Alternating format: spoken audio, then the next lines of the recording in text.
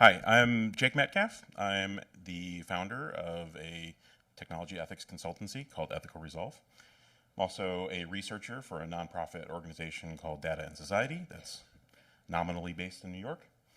I'm also in Bonnie Doon. Where are my Dooners at? We got any Dooners? Yeah, I know they're Dooners. Oh, come on. So I founded this company 10 years ago with a classmate of mine in the philosophy PhD program at UC Santa Cruz. We decided that we didn't really want the standard academic track and had the idea that maybe Silicon Valley might have a few ethical problems that they would like help with. So we hung out a shingle. We were kind of the first ones to do it. The company's now run out of my office barn under the redwoods. And we're kind of at an interesting inflection point in the field, right? So I've got 10 years experience thinking about this, and I've worked with all the big 10 companies you use every day. I've worked with VCs, I've worked with startups, I've worked with civil society organizations. And so I have a pretty good sense of the needs in the industry. And our core goal is not to tell our clients what's right or wrong. I mean, sometimes they ask us, I'll share my opinion. But really, the point of our business is to help our clients achieve efficient, effective, and consistent decisions that actually reflect their values and speak to their market position. The inflection point is that there are new regulations, standards, and risk management frameworks that are newly available. 10 years ago, it was just sort of like, okay, we're going to make it up. We're worried about being on the front page of the New York Times, and what can we do about it? Just in the past year, there are multiple new frameworks, standards from the IEEE, from the ISO, from NIST, that suddenly make it possible to actually achieve a return on investment for responsible AI practices.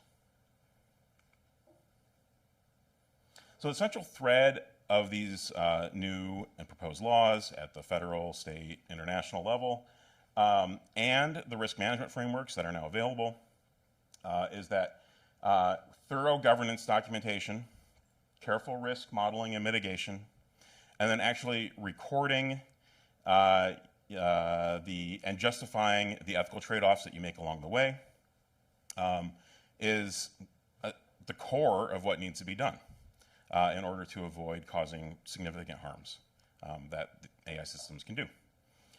If you can do these things, you can handle the regulations on the horizon. Just 2 weeks ago, there is a major new general data privacy law proposed in the US House and US Congress that all of my policy experts say is going to pass the House because it has bipartisan support.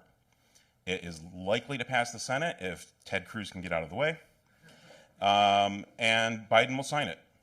So it kind of looks like we might have the US equivalent of the EU AI Act and the GDPR all rolled into one. This law is going to require algorithmic impact assessments for every company of adequate size and that handles certain kinds of sensitive data.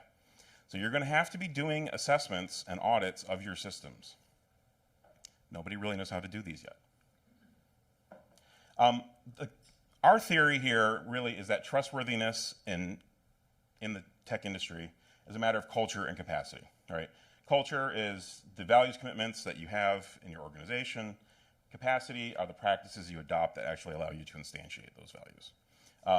Culture without capacity is meaningless. Capacity without culture is ineffective. There are a number of ways that you can actually improve your economic standing, your bottom line through responsible AI practices. So you can reduce the cost of customer acquisition because your customers will actually understand your product better because you understand your product better. You can increase market share by demonstrating that you are more trustworthy than your competitors. You can increase average revenue per customer by reducing your customer's liability, right? Nobody wants to be buying a system that's going to get them a lawsuit. You can improve stakeholder relationships by demonstrating to communities, collaborators, civil society, regulators, that you are trustworthy and that your products are safe. You can retain the best talents. A lot of engineers really care about not building things that hurt people, right? And if they are confident that you aren't doing that, you're more likely to retain that kind of talent. And then also create a competitive moat, which is incredibly important in the tech industry. So our call to action is help your organization become more trustworthy with a responsible AI strategy. How we can help you with that. So we run responsible AI strategy workshops. We can help you clarify your organizational values, why you're doing this, why your products need or would benefit from safe and responsible practices. We do regulation and audit prep, so we can help you sort of see over the horizon and develop the, respond to the frameworks and standards that are now available. And we also do bespoke governance services. So we will help you build, the governance practices like job roles, risk matrices, OKRs and KPIs, right? Understanding how it is you can actually integrate responsible AI practices into your existing engineering practices without them becoming a burden. Thank you.